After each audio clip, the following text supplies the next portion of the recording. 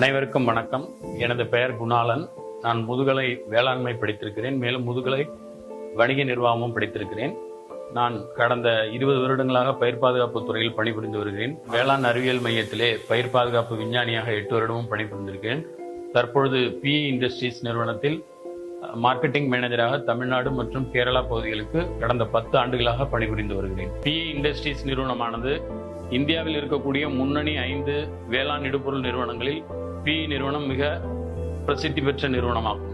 விவசாயிகளுக்கு மிக சிறப்பான முறையில் சேவை தரக்கூடியது. 30 லட்சத்துக்கும் மேற்பட்ட விவசாயிகள் இந்த வேளாண் இடுபொருட்களை பயன்படுத்தி விவசாயம் செய்து வருகின்றனர். PE இண்டஸ்ட்ரீஸ் நிறுவனம் பல்வேறு சமூக நல மேம்பாட்டு பணிகளை மேற்கொண்டு வருகிறது. குறிப்பாக நீடித்த நிலையான விவசாய திட்டத்தின் கீழ் 17 லட்சம் ஏக்கருக்கு மேற்பட்ட நிலப்பரப்பில் நேரடி நெல் விதைப்பு திட்டத்தை செயல்படுத்தியுள்ளது. அது மட்டுமின்றி கல்வி பணியில் 18,000க்கும் மேற்பட்ட மாணவர்கள் பயன்பெற்றுள்ளனர்.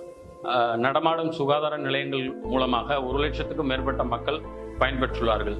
அது மட்டுமின்றி இளைஞர்கள், குறிப்பாக திறன் மேம்பாட்டு பயிற்சியில் 2,000க்கும் மேற்பட்ட இளைஞர்கள் பயிற்சி பெற்று சிறப்பான வேலைகளிலும் அமர்ந்துள்ளார்கள். இந்தியா முழுவதுமாக இந்த கொரோனா பெருந்தொற்று பரவக்கூடிய வேளையிலே PE இண்டஸ்ட்ரீஸ் நிறுவனமானது பல தொற்று நீக்கும் பணியில் ஈடுபட்டு வருகிறது. ஜப்பானிலிருந்து இறக்குமதி செய்யப்பட்ட உயர் ரக எந்திரங்கள் மூலம் இந்த தொற்று நீக்கும் பணியானது PE நிறுவனத்தால் மேற்கொள்ளப்பட்டுள்ளது. உலகத்திற்கே உணவளிக்கக்கூடிய இந்த விவசாய தொழிலில் ஈடுபட்டிருக்கக்கூடிய விவசாயிகள் இந்த கொரோனா பெருந்தொற்று வேளையில் தங்களை முழுவதுமாக பாதுகாத்துக் கொள்ள வேண்டும். நெற்பயிரிலே ஏற்படக்கூடிய முக்கியமான 3 பிரச்சனைகள் களைகள், நோய்கள் மற்றும் பூச்சிகள். இந்த 3லே களைகளால் ஏற்படக்கூடிய பிரச்சனை மிக முக்கியமானதாகும். நெற்பயிர் வளர்ச்சி நிலைகளை பொறுத்தவரை முதல் 40 நாட்கள் மிக முக்கியமானதாகும். இந்த காலகட்டத்தில் களைகளை முற்றிலுமாக நாம் கட்டுப்படுத்தி வைக்க வேண்டும். ஏனெனில் களைகள் நெற்பயிருடன் அதற்கு தேவையான உணவு, நீர் மற்றும் சூரிய ஒளிக்காக போட்டி போடக்கூடியது. நடவு பயிரை பொறுத்தவரை களைகளால் ஏற்படக்கூடிய பிரச்சனை 20 முதல் 40% அளவிற்கு மகசூல் இழப்பை ஏற்படுத்தக்கூடியது. நேரடி நெல் விதைப்பில் 60%க்கும் மேற்பட்ட அளவு மகசூல் இழப்பை ஏற்படுத்தக்கூடியது. நெற்பயிரை பொறுத்தவரை களை கட்டுப்பாட்டிற்கு PE நிறுவனத்தின் மிக சிறந்த தீர்வு நாமினி கோல்டு களைக்கொல்லி ஆகும். நாமினி கோல்டு களைக்கொல்லி என்பது களைகள் முளைத்த பின் பயன்படுத்தக்கூடிய களைக்கொல்லி. இந்த நாமினி கோல்டு களைக்கொல்லி விவசாயிகளால் கடந்த 12 ஆண்டுகளாக பயன்படுத்தப்பட்டு வருகிறது. கிட்டத்தட்ட 7 கோடி ஏக்கருக்கு மேற்பட்ட அளவு நிலப்பரப்பில் பயன்படுத்தப்பட்டுள்ளது. நாமினி கோல்டு களைக்கொல்லியானது ஜப்பானிய தொழில்நுட்பத்தின் அடிப்படையிலால் உருவாக்கப்பட்டது. இது பிஸ்பெரிபாக் சோடியம் என்று சொல்லக்கூடிய மூலப்பொருளை கொண்டது. இதில் 10% அளவிற்கு பிஸ்பெரிபாக் சோடியம் மூலப்பொருளும் 90% அளவிற்கு தனித்துவம் பெற்ற மிக தரமான கரைப்பானும் கொண்டது. இந்த தரமான கரைப்பான் தான் களைக்கொல்லியின் செயல்திறனை முற்றிலுமாக நிர்ணயிக்கிறது. நாமினி கோல்டு களைக்கொல்லியின் சிறப்பு இயல்புகள்: பறந்து விரிந்து செயலாற்றக்கூடியது. அதாவது நெற்பயிரிடும் நிலைகளான நாற்றங்காலில் இதை பயன்படுத்தலாம், நடவில் இதை பயன்படுத்தலாம் மற்றும் நேரடி விதைப்பிலும் இவற்றை பயன்படுத்தலாம். களைகளில் முக்கியமாக கோரை வகை களைகள், புல் வகை களைகள், அகன்ற இலை களைகள் ஆகிய 3 வகை களைகளையும் இது கட்டுப்படுத்தக்கூடியது. இரண்டாவது, நீண்ட தெளிப்பு நாட்கள். அதாவது களைகளின் வளர்ச்சி நிலையிலே 2 இலை முதல் 5 இலை வரை இருக்கக்கூடிய பருவத்தில் இந்த களைக்கொல்லியை பயன்படுத்தலாம். அடுத்தபடியாக சிறந்த தேர்ந்தெடுக்கும் திறன். அதாவது இது நெற்பயிரையும் பிற களைகளையும் எளிதில் தேர்ந்தெடுத்து பிரித்து களைகளை மட்டுமே அழிக்கக்கூடியது. அடுத்தபடியாக சிறந்த கலக்கும் தன்மை. இது மற்ற களைக்கழிவுகளுடன் தாராளமாக கலந்து பயன்படுத்தலாம்.